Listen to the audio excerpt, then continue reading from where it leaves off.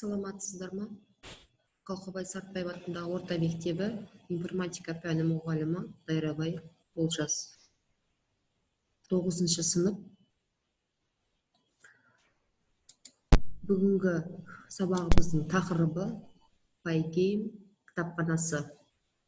Оқу мақсаты Pygame кітапханасын қосу, ойын терезесін жасау үшін Pygame кітапханасының дайын модульдерін пайдалана білу.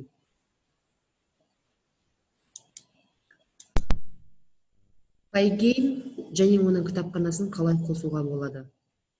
Бүгін осы туралы айтатын боламыз. Сіздерге кішкене сұрақ. Қандай компьютерлік ойындарды ойнауды жақсы көресің? Және де осы жақсы көрген ойындарыңның қандай программа көмегімен жасалатынын білесің бе? Компьютерде өз сценарийімен ойын жасағың келеді ме?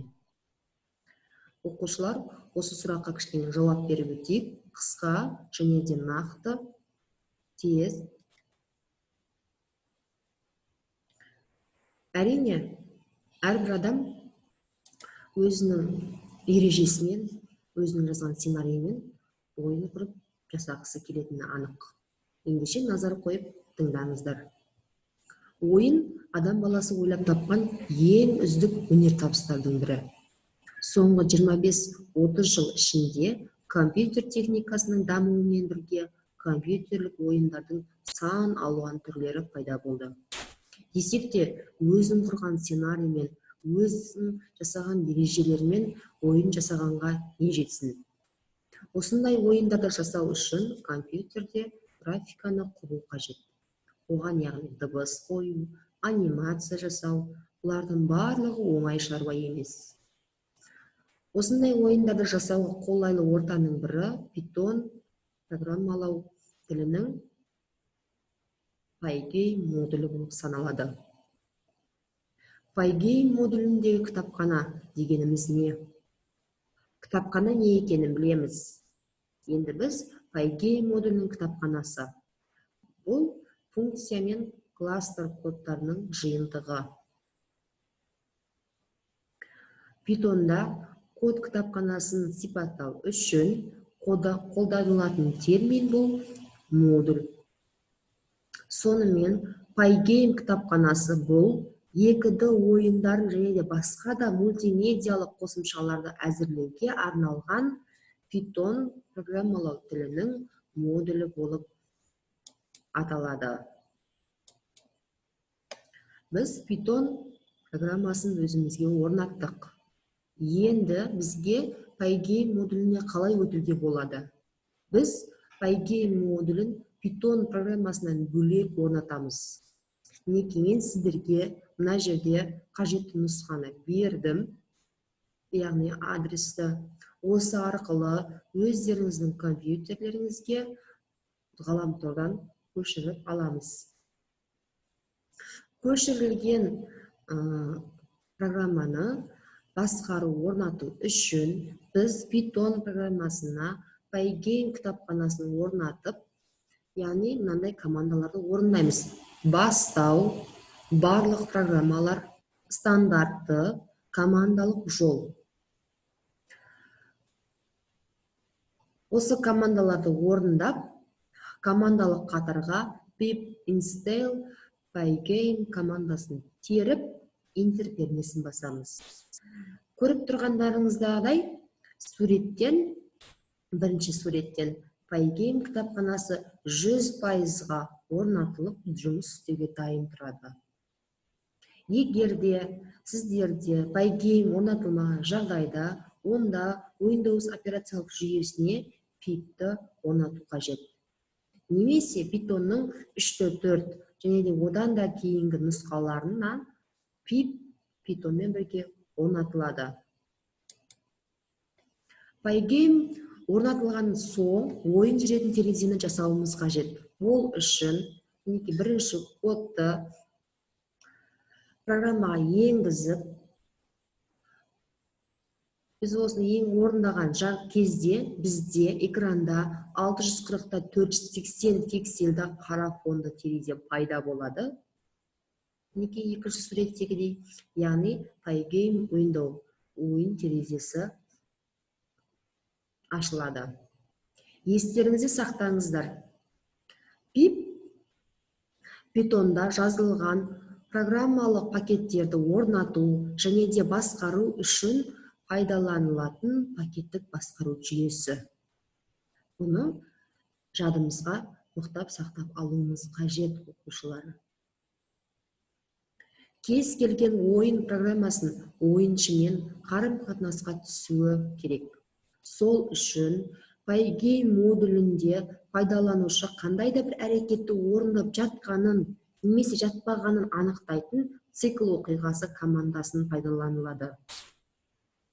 Яғни, бұл цикл оқиғасы командасы тінтуірдің шеткенде жауап бермейді бұл терезе.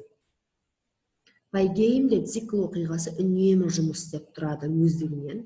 Егер цикл болмаса, онда программа жұмысы қате болып саналады. Енді Pygame кітапханасына жататын шеңбер, түзу, тіктөртбұрыш сияқты геометриялық фигураларды салатын Pygame Draw командаларының қызметімен танысайық. Мысалға, мына жерде сіздерде суретте ойын терезесінің фигуралары ашылған. Яғни бұл жерде шеңбер салғанбыз, және де төртбұрыш салғанбыз. Бұлардың программада жазылуы Pygame, Draw және де Circle. Яғни бізде круг берілген біріншіде. Бірінші бетті таңдаймыз, яғни screen, экран, шеңбердің түсін таңдаймыз, claw, шеңбердің центрін белгілейміз, және де соны түстерін дайындап аламыз. Бұл жерде бізде Pygame модулінде 3 түстер модулі қолданылады. Red, green және де blue, яғни RGB. 3 түстер модулі пайдаланады. Қалған түстер, олар осы 3 түстің алмасуынан алынады. Сіздерге тапсырма дәптерде орындайық. Бірінші тапсырма, оқулықты ашамыз, балалар. 125-ші беттегі 4-ші тапсырманы орындаймыз. Pygame кітапханасын орнату алгоритмін жазыңдар деген. Алгоритмдерін құрамыз кәнекей. Дескриптор. Pygame кітапханасын орнату алгоритмін құрастыра алады. Екінші тапсырма, компьютерде орындайық. Оқулықтағы 126-ші беттегі 5-ші тапсырма. Тапсырма, өз компьютерлеріңе Pygame орнатыңдар. Және де осы Pygame программасы орнатылған тексеріңдер. Pygame кітапханасында жасалған программаны сақтау жолдарын көрсетіңдер. Сұрақ. Дескриптор. Pygame